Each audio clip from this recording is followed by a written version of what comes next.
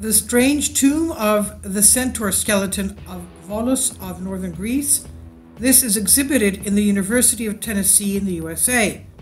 Now we know from these mythological creatures, half animal, half human, and the centaur, of course, usually was the upper part of the human male torso, with the lower part being that of a horse. And this is one of the vases of the ancient Greek period, the Hellenic period, and you see that one of the heroes of Greece is trying to do away with these hybrid beasts that were half human, half animal. So this is an actual skeleton of a centaur that was found in Greece, an ancient centaur skeleton, and it's now being exhibited at the University of Tennessee. So anybody living around there, please go and see it. This is a real centaur skeleton. And you can see that the upper part looks human. It even has arms, human head and arms, or a rib cage, and it's got another rib cage of the horse with the front hooves and the back feet, the back hooves as well, and a tail.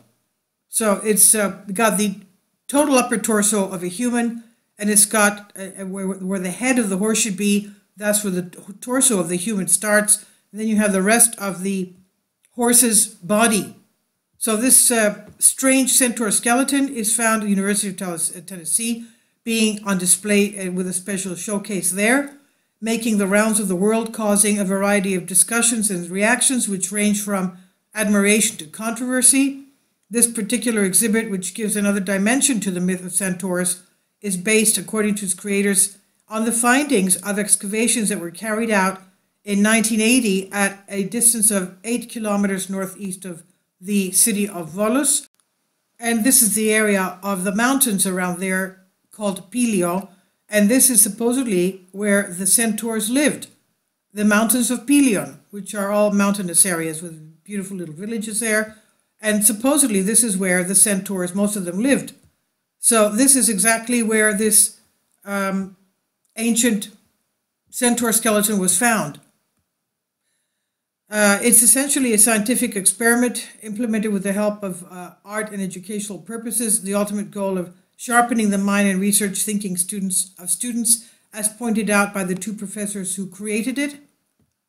The centaur, which belongs to the realm of mythology according to the archaeological point of view, was a combination of man and horse, which is mainly associated with the area of the mountains of Pelion, which is called the Mountain of the Centaurs. Despite the fact that it's a product of mythology and local legends, though, the skeletal remains of the Centaur of Volos, as it has been characterized, caused many questions in the wider scientific world internationally. The centaur skeleton was a notable exhibit in the John Hodges Library at the University of Tennessee, Knoxville. It was there until 1994. The specific exhibits are part of a section, Centaur Excavation in Volos, which presents the bones of a centaur and describes in detail the details of the archaeological excavation, which brought to light very important findings. The centaur tomb on display in America is made of marble and wood and bears the inscription, one of the 3 centaur tombs discovered in 1980 by the archaeological team of Argos Orestiko area, 8 kilometers northeast of Volos in Greece. There is also a photograph of the sculpture from the Parthenon and a depiction of the anatomy of an adult centaur. In 1980, Bill Wheelers, an artist and professor of biology at the University of Wisconsin-Oshkosh, composed the skeletal remains of the Volos centaur using real human bones and the bones of a Shetland pony. The human bones used by Wheelers came from the School of Anatomy and were part of a human skeleton from India, from the biology department of his university, and the human skeleton and bones of the pony were then impregnated with tea extract in order to obtain the image of the authentic archaeological find.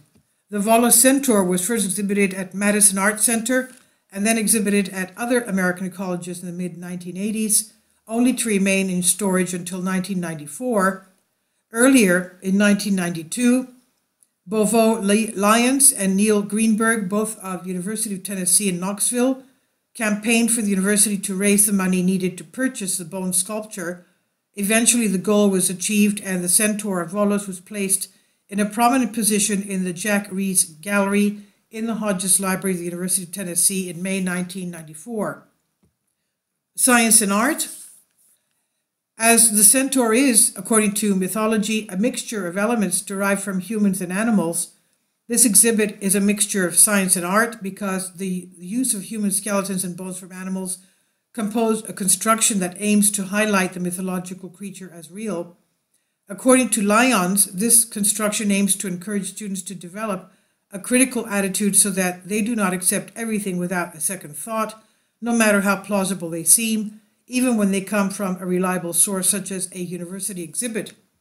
In 2008, Bill Wheelers ordered an upright centaur made from real human bones combined with zebra bones named the Centaur of Tymphi, and it was part of the Wild Mythological Life exhibition in the International Museum of America in 2012. The Centaur of Tymphi was a permanent exhibit at the Barna Museum in Bridget until October 30th, 2014.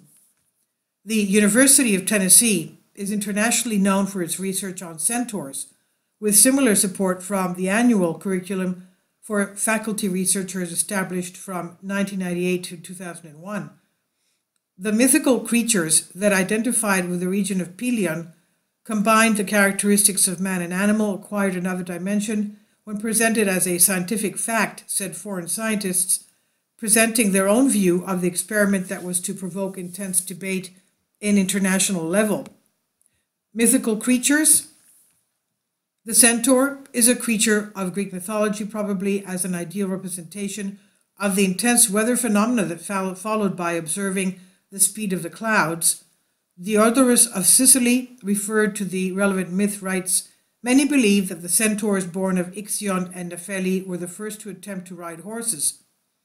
That's why they were originally named hippocampus.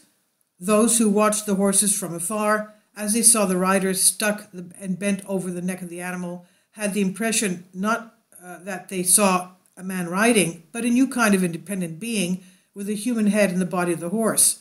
It was natural after that to form the image of strange creatures which were half horses and the other half man, and from that moment on, the imagination of the Greeks created these ambiguous beings, supposedly." And I've translated this for you from a Greek article. Please leave your comments, and thank you for your support. Support my Patreon account. The daily posts are 5 videos daily, and they are totally different from what I have on my YouTube channel. Thank you so much for your support and that you find all my content so interesting. You'll find the Patreon account details in the description box below.